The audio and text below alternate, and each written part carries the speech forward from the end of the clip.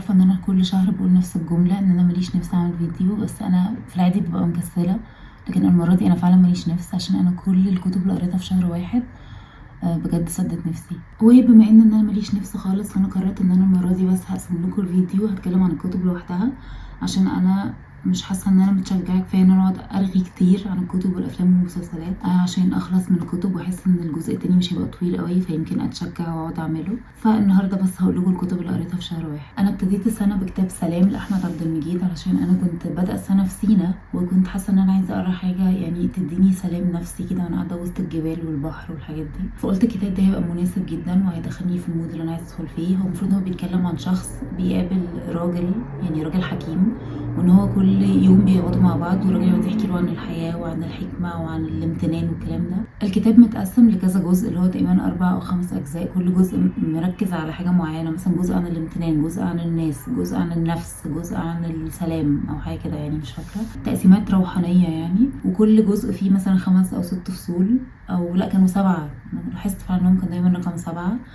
كل جزء جواه 7 فصول، والفصول متقسمة ان مثلا الشخص بيجي كل يوم يلاقي الراجل العجوز الحكيم ده قاعد، فيقعد جنبه يسأله سؤال، الراجل العجوز يرد، وبعدين الفصل ينتهي ندخل على الفصل اللي بعده، يسأله عن حاجة تانية، الراجل يرد، الفصل ينتهي، وهكذا. هو الكتاب مبدئيا ما عجبنيش خالص، كان بجد بالنسبة لي مكتوب بطريقة سطحية وطفولية جدا، وكنت حاسة ان اصلا اسلوب الفصول معصبني، اللي هو بيبتدي بان هو شايف الراجل وبعدين بيسأله سؤال والراجل يرد رد تشيزي كده، اللي هو يا صديقي المسكين، يا صديقي مش عارفة ايه. ودايما الفصول بتنتهي فصمت فصمت، فتنهد فصمت، فنظر لي وصمت فصمت، فابتسم فصمت. فيعني الكتاب كله على بعضه بجد ما كانش عاجبني خالص، يعني اللي هو حسيت ان الكاتب قرا حاجه وبيقلدها، ما اعرفش، انا كان واصلي الاحساس ده قوي، ان هو مثلا قاريها في حاجه تانية وبيحاول يقلد نفس الافكار بالظبط، فطالعه مش عارفه، مش واصله لي، مش حاسه انها صادقه قوي، فما عجبنيش خالص خالص خالص. رغم ان انا اصلا والله كنت بادئه وانا ما عنديش يعني توقعات كبيره، يعني ما كنتش مثلا اللي هو بادئه وانا مستنيه حاجه مبهره فظيعه، انا حتى مش فارق لي ان هو يقول لي افكار جديده، انا بس كنت عايزه حاجه اللي هو تديني احساس السلام اللي انا محتاجاه كده على البحر. بس هو بجد بالنسبه لي كان كتاب ممل جدا وسطحي وما عجبنيش بصراحه. بس انا عايزه اقول ان انا لاحظت ان الناس كتير قوي من الناس اللي هي بتحب اصلا الكاتب ده بتقول ان الكتاب ده يعتبر اكتر كتاب سطحي هو كتبه، او من اسوأ كتاباته. فلو حد عنده كتب تاني لاحمد عبد المجيد او ناوي يقرا له حاجه تانية، اقروا له يا جماعه عادي، يعني جربوا. انا بصراحه عمري ما قريت له غير ده، فطبعا لما قريته ما حسيتش ان انا متشجعه اقرا له حاجه تانية. بس بعديها لقيت الناس كلها بتقول ان هو يعني مش من احلى كتاباته، وان هو ليه كتابات تانية فعلا حلوه قوي. بعد كده قريت افيون وبنادق لصلاح عيسى، وكنت متحمسه له قوي علشان انا قريت رجال ريا وسكينه من كذا سنه وكان عاجبني جدا. صلاح عيسى دايما بحسه مهتم قوي بالجرايم، ويعني تاثير المجتمع على وجود الجرايم يعني بيبص للنظره الاجتماعيه عامه، ازاي الجرايم بتحصل وازاي المجتمع والحاله الاجتماعيه اللي احنا عايشين فيها بتخرج المجرمين. فدي حاجه بالنسبه لي مهمه جدا، او حاجه يعني مثيرة للاهتمام، حاجة أنا بحب أقرأ عنها. أفيون وبنادق بيتكلم عن خط الصعيد اللي هو محمد منصور، وعن يعني الفترة اللي عاش فيها وقد إيه كان مدوخ الحكومة، أو يعني 3 حكومات معرفوش يقبضوا عليه، وكان عامل رعب عامة في الصعيد، يعني كان عامل رعب رهيب للناس. وبيحكي عامة عن الحالة الاجتماعية في الفترة اللي كان موجود فيها. هو أنا يا جماعة مبدئيا عندي مشكلة مع صلاح عيسى في حاجة، إن أنا بحب أوي إن صلاح عيسى مهتم بالجرايم، ومهتم إن هو يعني يبين الحاله الاجتماعيه اللي المجرمين اتربوا فيها وازاي ده اثر في ان هم يبقوا مجرمين. بس انا دايما بحس ان هو متعاطف مع المجرمين، ودي انا عندي مشكله فيها. يعني انا بحس ان في فرق رهيب ان احنا يعني ما نتجاهلش الحاله الاجتماعيه اللي الناس عايشه فيها وقد ايه ده ممكن ياثر على اختياراتهم في المستقبل، وان احنا فعلا نحاول نشوف ايه الحاجات او ايه الظروف اللي بتدفع الناس ان هم فعلا يبقى عندهم غريزه اجراميه.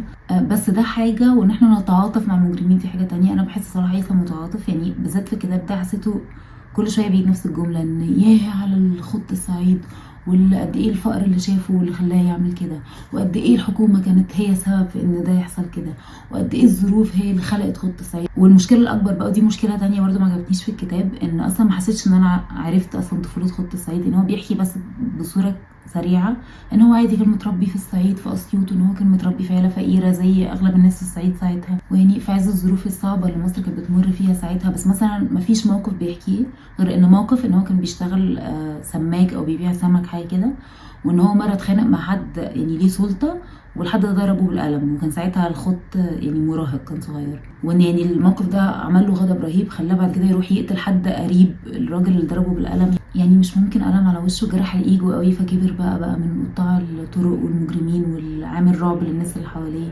وفي الاخر بيرجعوا يقولوا الستات عاطفيه وتمشي ورا عاطفتها. يعني انا اسفه يعني، سوري قوي ان هم جرحوا الايجو بتاعك يا خط، بس ده مش مبرر. فدي من الحاجات برضو اللي ما عجبتنيش في الكتاب، ان انا كنت حاسه ان اصلا ما عرفتش طفوله الخط، ما اتكلمناش عنها قوي، اللي هو عادي فقر زي ما اغلب الناس كانت عايشه في فقر ساعتها، فما فيش حاجه مميزه يعني يمر بيها. ويعني لو على موقف الضرب بالقلم فبجد انا مش شايفه ان في اي حاجه تستدعي كل ده. يعني طبعا فكره ان حد مستقوي بس بسلطته ان هو يمد ايده على حد عشان بس هو عارف ان هو مش هيقدر يوقف له، كل الكلام ده انا متفهماه جدا، بس مش حاسه ده الموقف الفاصل اللي يخلي واحد يبقى مجرم في المستقبل لما يكبر. ولدرجه ان الكاتب يعني على حسب الاحساس اللي وصل لي اللي هو يبقى متعاطف بقى وبيحاول يبرر، لا هو مش حاسه ان في اي تبرير. لا يعني هو في فرق من ان احنا نقدر الظروف ونحاول نغيرها عشان نحسن حياه الناس في المستقبل، ومن ان احنا بجد نتعاطف، لان هو طب خلاص ما كانش حد غلب يعني.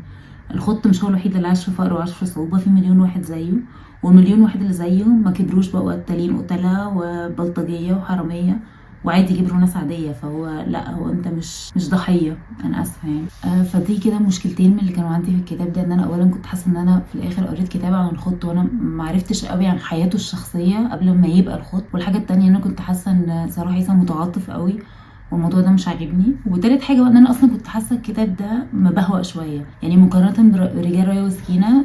رجال ريا وسكينه كان تحسوه دراسه بجد، تحسوه دراسه، وطبعا بيحكي على الظروف اللي ريا وسكينه مروا بيها وقد ايه يعني في الاخر هما اللي اترموا قدام القطر، رغم ان كان معاهم رجاله كتير مجرمين والناس كتير كانت ليها سبب في انهم يوصلوا لكده. مش عارفه، يمكن مثلا عشان رجال ريا وسكينه كان كبير قوي، كان 800 ولا 900 صفحه او حاجه كده، فممكن يكون فعلا كان بيقعد يتعاطف كتير، بس عشان التعاطف متقسم على الاحداث دي كلها فانا ما كانش ملفت بالنسبه لي، في حين ان الكتاب ده ما كملش 300 صفحه او 250 صفحه او حاجه كده. فكل شويه ما يقول كلمه اللي هو وهو ده اللي خلى الخط يبقى الخط، وعشان كده الخط بقى من صياد بسيط لمش عارفه لمجرم. يعني كنت حاسه ان التعاطف او كلمات التعاطف كتير قوي مقارنه بحجم الكتاب، فكانت باينه قوي بالنسبه لي. بس هو عامه غير كده رجال ريا وسكينه كان بالنسبه لي كتاب منظم جدا وكان ممتع فعلا. الكتاب ده بصراحه ما كنتش حاسه ان هو منظم، كنت حاسه ان هو يعني لسه معدش على مرحله التعديلات، اللي هو كنت حاسه ان هو يعني هو خلاص جمع المقالات وجمع الحاجات اللي هو يتكلم عنها، بس حاسه ان هو لسه ما ترتبش. كانت المقالات ترتيباتها غريبه بالنسبه لي، كنت ساعات مثلا فصل ينتهي بحاجه ويبقى مثلا الحاجه دي المفروض هنتكلم عنها في الفصل اللي بعده، الاقي في الفصل اللي بعده اتكلم عن حاجه تانية خالص. فكان تقسيمته بالنسبه لي غريبه وكنت حاسه مش متنظم خالص. واصلا اسلوبه كان مش حاساه اسلوب صراحه عيسى اللي انا عارفاه، معرفش يعني كان في حاجه فيه الى حد ما ممله. يعني الموضوع ده كان غريب جدا بالنسبه لي، ان الكتاب يبقى صغير واحس شويه فيه بملل، في حين ان رايا وسكينه كان كتاب كبير جدا ومكنتش حاسه بملل خالص، كان اسلوبه فعلا شيق. وحاسه ان انا معرفتش قوي عن الخط حتى بعد ما قريت الكتاب، رغم ان الكتاب كله عنه، بس انا كنت حاسه ان انا مش عارفاه، اللي هو انا عارفاه بس كفتره الخط كمجرم، لكن انا كنت متخيله ان الكتاب هيدخلني قوي بقى في طفولته وحياته وعيلته، وده ما حصلش. وبس زي ما قلت يعني كمان تقسيمته كانت بالنسبه لي ملخبطاني شويه ومش احسن حاجه. فبرده من الكتب اللي هي مش وحشه، مبدئيا الكتاب مش وحش خالص، بس هو بالنسبه لي يعني كتاب عادي جدا جدا جدا، ما فيهوش حاجه مميزه. لما لقيت ان انا جربت كاتب جديد وما عجبنيش، وقريت لكاتب انا عجبني قبل كده والمره دي برده ما عجبنيش، فقلت خلاص التجربه الثالثه هتبقى الكاتب انا كنت بعشقه وانا صغيره وبقالي سنين ما قريتلوش، فاقرا له حاجه وتبقى صغيره وسلسه ولذيذه وان شاء الله يعني تفتح نفسي. فقريت كتاب لنيل جايمن اسمه ماذا تحتاجه لتشعر بالدفء. الكتاب ده عباره عن اسمها ايه، شعر بيتكلم عن اللجوء، يعني عن حياة اللاجئين ومشاعرهم للبيوت اللي سابوها والبلاد اللي اضطروا يسيبوها ويتخلوا عنها يعني. والكتاب ما عجبنيش خالص خالص خالص، يعني انا حبيت الفكره ومقدراها جدا، بالذات الفتره دي انا بحس ان في غضب عام حوالين العالم، والغضب ده يعني بينصب على اللاجئين. بس الكتاب نفسه ما عجبنيش. الرسومات لذيذه بس الشعر بجد كانه واحد عنده 4 سنين كاتبه، مفيهوش اي حاجه مميزه، مفيهوش اي حاجه تشد بجد، مفيهوش اي حاجه اصلا نتكلم عنها يعني. المهم ان انا قلت لا مش هفقد الامل، خلاص ندخل على التجربه الرابعه. انا اكتر قصه مصارعه عجبتني السنه اللي فاتت هجيب الكاتب بتاعها واختار له كتاب تاني اقراه، وهو ده بالظبط اللي عملته. دي كانت اكتر قصه مصارعه عجبتني السنه اللي فاتت، واخترت من نفس الكاتب. القصه دي اسمها ساتانيا. القصه دي بتتكلم عن عالم هيمشي ورا دراسات داروين وحاجات يعني دراسات اخرى، وهيقرر ان هو هينزل تحت الارض لحد ما يوصل للنار اللي هي الجحيم يعني، وان هو علميا يقدر يثبت وجودها، او يعني ان في دراسات علميه بتثبت وجودها تحت الارض. وهيقرر ان هو يروح الرحله دي وبعدين هيختفي. فاخته هتجمع مجموعه تانية من العلماء ويمشوا ورا نفس الخطى بتاعته عشان يحاولوا يلاقوه. وهيعملوا نفس الرحله تحت الارض. والكتاب يا جماعه كان ممل ممل ممل، انا لدرجه ان انا ما كنتش مصدقه ايه الحظ ده، ايه الحظ ده. يعني هو اصلا الكاتب ده كتاباته، او يعني الكتاب اللي انا قريته منه اللي انا استمتعت بيه، هو كتاب ملوش معنى بمنتهى الامانه، وملوش معنى، بس هو كتاب ممتع وتحسوه اللي هو بس يعني بيتخيل الجانب الدارك او الجانب اللي هو يعني المعتم او المرعب في مثلا كرتونات ديزني، فتحس ان هو لذيذ، انا مستمتعه وانا بقراه. لكن ده لا ليه معنى ولا ممتع، بجد ممل ممل ممل. خلصت اصلا القصه المصوره دي يا جماعه النهارده، يعني انا بادئاها في شهر واحد، وصلت لنصها وخلصتها النهارده الصبح عشان اعرف اتكلم عنها في الفيديو، عشان انا كنت خلاص يعني على اخري بصراحه، قلت عايزه اخلص منها علشان اعرف اتكلم عنها. واصلا مش عايزه حتى اتكلم عنها لان هي ممله، بتقعد كتير جدا جدا جدا على ما اي حاجه تحصل، وعلى ما الحاجات بتحصل بتحسوا ان انتوا فقدتوا الاهتمام، والحاجات بتحصل في اخر كام صفحه فيدوب بتحصل وتخلص. فانا مش عارفه ايه الحظ البشع اللي حصل لي في شهر واحد ده. فتجربه كاتب عجبني كتاباته السنه اللي فاتت، فاجرب اقرا له السنه دي، برضو ما نجحتش. دي بقى كانت يعني اكتر حاجه اثرت فيا وكسرت قلبي. انا يا جماعه بحب كاتبه امريكيه اسمها كاثرين اردن قوي، وهي بالنسبه لي من الكتاب اللي هم اي حاجه هيكتبوها انا هقراها، ومن كتابي المفضلين انا بعتبرها كده. فهي السنه اللي فاتت نزلت روايه جديده، وكانت روايه ستاند الون، يعني مش مثلا جزء من سلسله او جزء من ثلاثيه. الموضوع ده انا بحبه جدا، لان انا دايما ببقى مقلقه من الثلاثيات، لان مش عارفه هيفضلوا شدني طول الوقت ولا لا. وكالعاده اختياراتها بالنسبه لي انا بتبقى بتشدني قوي، لان هي قررت تعمل الروايه عن الحرب العالميه الاولى، ودي حاجه يعني بالنسبه لي مثيرة للاهتمام جدا، علشان انا بحس ان اغلب الروايات الحروب بتبقى عن الحرب العالميه الثانيه، قليل قوي لما حد بيتكلم عن الحرب العالميه الاولى. وطبعا الروايه بتتكلم عن الحروب، بس برضو فيها يعني جزء اللي هو فانتازيا، او يعني مش فانتازيا، اللي هو الواقعيه السحريه.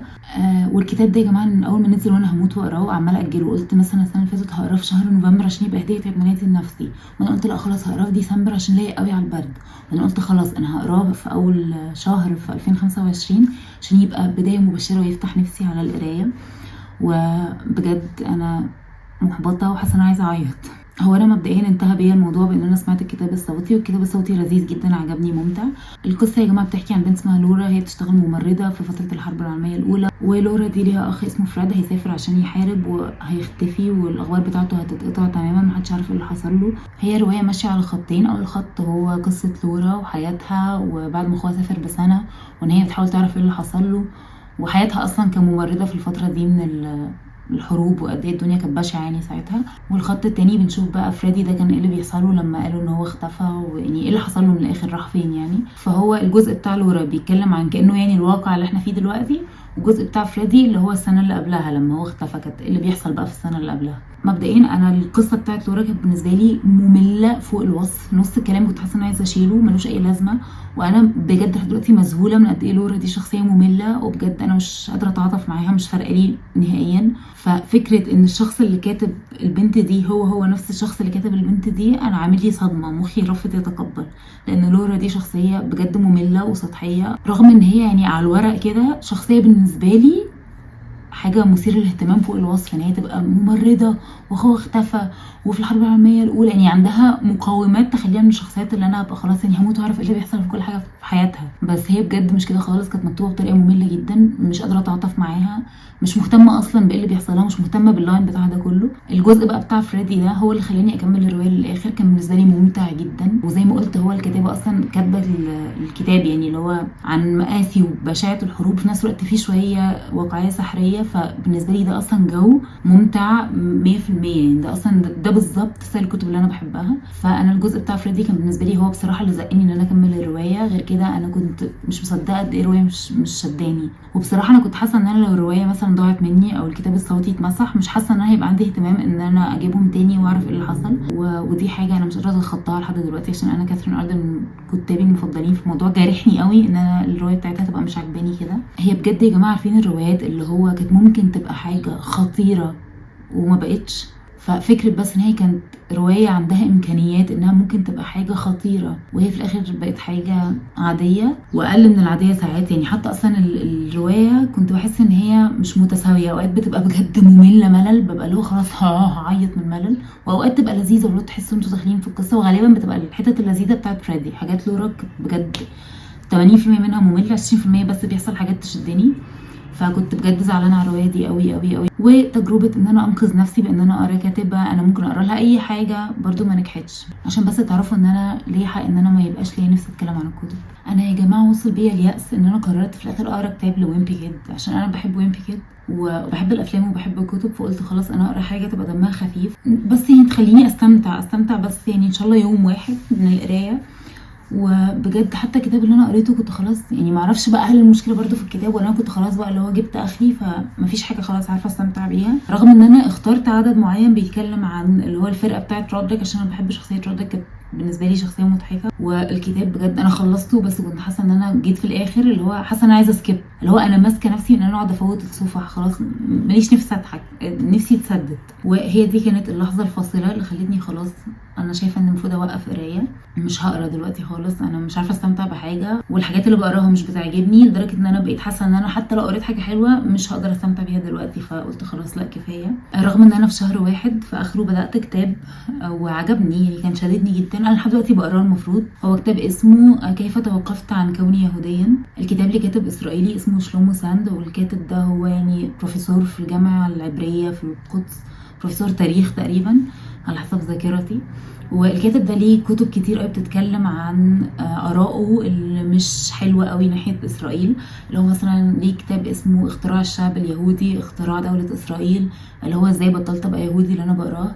وليه كتاب رابع برضو مش فاكرة اسمه، بس هو يعني من اسامي الكتب هتفهموا الستايل يعني. وزي ما قلت انا ما خلصتش الكتاب، انا لسه بقراه، فيعني مستمر معايا في شهر 2 وغالبا هيبقى ده الحاجة الوحيدة اللي قريتها في شهر 2، ده لو خلصته في شهر 2 لان انا يعني كل كام يوم بقرا صفحتين 3 ومش عايزه اضغط على نفسي. يعني هو الكتاب عاجبني فانا مش عايزه اضغط على نفسي بصراحه، بس هو عامه يعني بيتكلم عن الهويه اليهوديه وايه اصلا مكونات الهويه اليهوديه، وازاي اصلا فكره الهويه الاسرائيليه دي اتعملت وهل هي حقيقيه ولا لا وحاجات من هذا القبيل. فهو الكتاب عجبني قوي لحد دلوقتي، بس زي ما قلت تاني هكلمكم عنه لما اخلصه. وبس والله يا جماعه دي الكتب اللي قريتها وللاسف سدت نفسي، ويعني ربنا يستر والحق ارجع في مود القرايه تاني.